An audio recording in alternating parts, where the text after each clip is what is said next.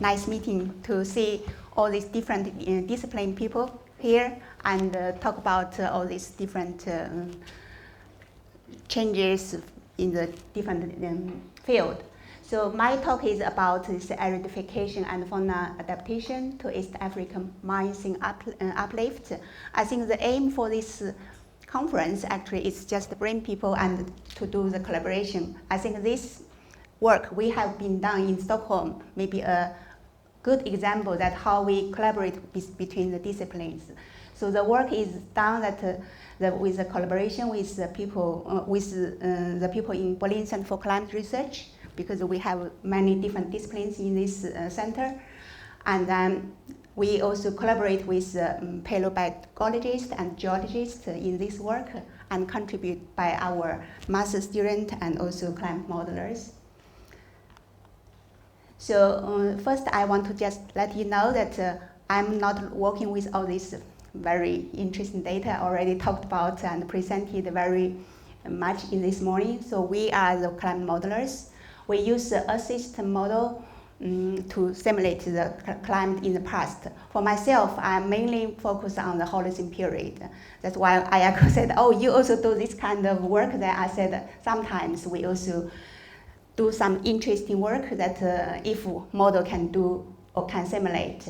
So this assist model called Easy Earth. So this is a model that developed in the Easy Earth consortium that together with 30 institutions. And now this model is also developed quite large, include a lot of components, except the atmosphere, ocean, and we also have this like dynamic vegetation and ocean biogeochemistry. So it's a very kind of fancy and sophisticated model. And for our Paleo-Climate, this dynamic vegetation actually is very important because then we would see that how this land surface change due to the change of the climate. And then this is also very important in this work I'm going to present. So the story comes from our paleobiologist colleagues in the museum, Swedish Museum of Natural History. And he worked quite a lot in the East Africa for this carnivorensis or this faunal fossil records. And then he found that there's an interesting turnover that happened in this species around 50 million years ago. That's kind of this middle Miocene. And the shift is that there's a species shift from the carnivora to this bovida, like this meat-ate animals to these plant-ate animals. And then when we talked together in the Berlin Center, that he asked that maybe he has some kind of hypothesis, maybe this is due to this climate change. And then our geologist said that maybe it's also related to the tectonic activities because we know there's also this kind of a super plume happened during that period. Then we said, okay, can climate model do some tests to test all these hypotheses? Then we said, okay, we try. So then we started to formulate our scientific questions, try to understand how these tectonic changes shape this East African ecosystem and evolution. So first that we thought about this uplift during the Miocene because it changed the topograph. And then when you change the topograph, then you also will change this wind pattern and precipitation pattern. Then you might also change the regional ecosystem. So further, it will also change if the environment changes, then all these faunals also maybe migrate and maybe also can relate to this very early hominidus evolution. So first, we look at this tectonic activity during the Miocene. I think this geologist may be very familiar about this. So this is kind of separating of this African plate and Somali superplate due to this African super plume that happened 25 million years ago. And it's not just immediately, it's also gradually changed. Then that's also form this Ethiopia highland, what we see this today's topography in East Africa. So then our hypothesis first is that if this uplift is a driver for these ecosystem transitions, So because this will increase this elevation there and also change the wind and the rainfall pattern, because we know that East Africa is just located in the Somali jet. If you have a barrier there, the Somali jet will not transfer all this moisture inside the continent, but maybe distort to the Indian monsoon region. And so this is something that climate model actually can do. So we first step with, use our assist model to these simulations. So we use this model coupled with dynamic vegetation, LPG gas, and we also use, because this is relatively also a regional scale, so we use high resolution model, this T255, so it's approximately it's about 85 kilometers. It's quite high resolution for a global model. And then we also pick this early Miocene and middle Miocene. It's different because you will see that the topograph actually is gradually uplift. So for this topograph data, we also, first, in the very beginning, we did some kind of idealized, we just proportionally lower the topograph. But then we read this paper in this Nature Climate Change that by Macha and Ford, they use this dynamic topograph model actually reproduce this topograph. Then we use the data from their model. So this is more realistic rather than idealized. So this is also something that's different from other similar modeling work. Yes, and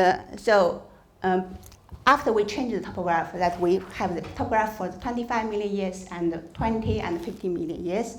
So we we see this climate response as we expected and also consistent with other modeling work, but we didn't see the transformation of the vegetation or ecosystem. So we thought, because we only change the topograph, but there's also this climate condition, because from the Paleo-Climate, Paleo-Prox data, we also know that along this time period that CO2 changed quite a lot.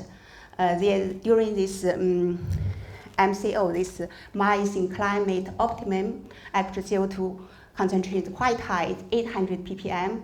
And then to this, what we call the middle Miocene climate transition period, it's dropped kind of 300 ppm, suddenly to the 500 ppm. So it's the climate transition from warm climate to a cold climate. So we need also consider this. So overlapped with the topographic experiment, we also add this one more thing, that CO2. After that, we do see this transition in the vegetation. And so now I will show you some results from all these simulations. So now we also add one more thing, that CO2 level changed in the different period. So first, this is the temperature response to this topograph. This MT means that we only change the topograph, and MC, we also change the CO2. So here you also see that when we because at that time, it means if before the uplift, it's lower topograph. When you lower the topograph, of course you see the local temperature will be increased, so will be warmer. And when you have the elevated CO2, all this warming will be increased even more, because CO2 is homogeneously globally, so you also see the other place also become warmer.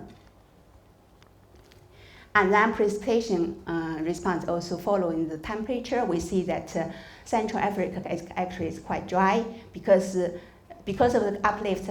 Central Africa have this topographical precipitation. If you lower the topograph, then this is gone, then it's become dry. But we do see this East Africa actually become wetter. And when you have the higher CO2, then you will have even more rainfall. So this is also consistent to our hypothesis.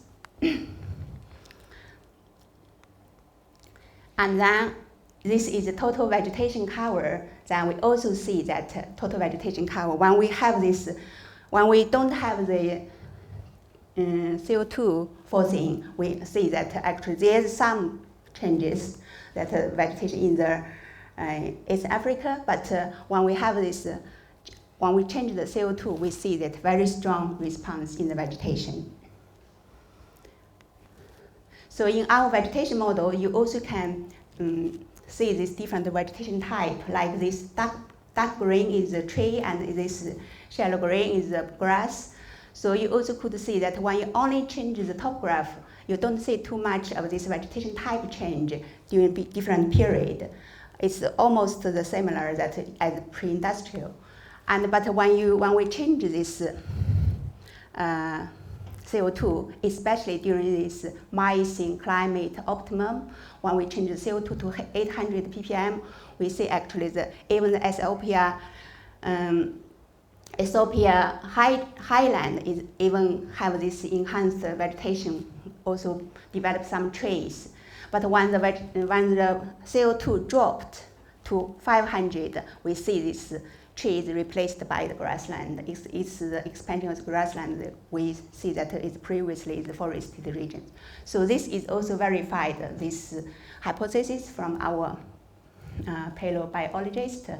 He is very happy to see these results. Further, because they also work with this faunal migration, it also want to see that how the migration related to the ecosystem change. So I know that most people also pay attention on this kind of vegetation corridors. So we take a close look at the C3 and C4 vegetation, and we do see that actually this C3 and C4 grass also transition is shaped these pathways towards the Eurasia, especially for this C4 grass. You could see that when we have this during the MCO, you see this is in the eastern part and in the western part, we see these corridors towards the other continent.